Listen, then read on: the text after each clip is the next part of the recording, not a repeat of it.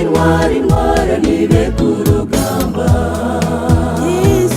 Yesu abasange batuje atane n'ab'i Kanani.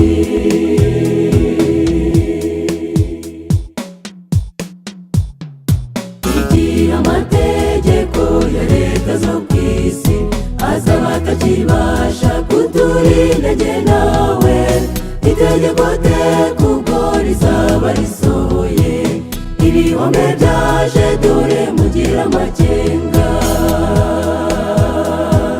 Dore umugosozi yamaze gufata intara, agiye gucenshura agendeye inkumbi, agiye gucogora intwari nibe ku rugamba. Yesu abasange batuje atane n'ab'i Kanani.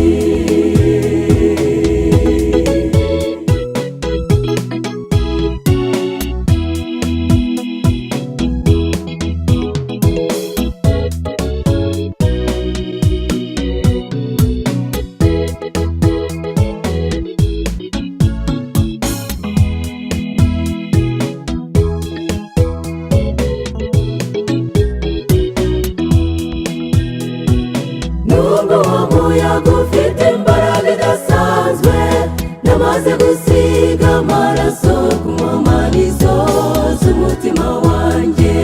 Dore natuje iby'umwuka ubu nta bwoba, uko kunyeganyezwa ntiguteze kunshogoza.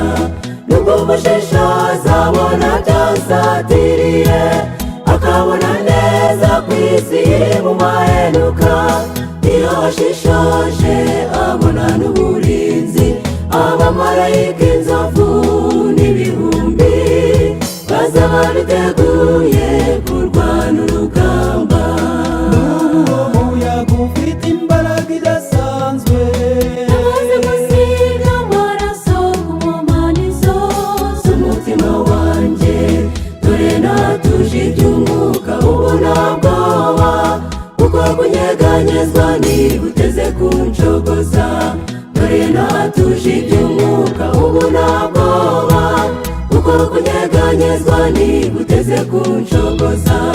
Dore natuje iby'umwuka ubu nta bwoba, uko kunyeganyezwa ntiguteze kunshogoza. Dore natuje iby'umwuka ubu nta bwoba, uko kunyeganyezwa ntiguteze kunshogoza.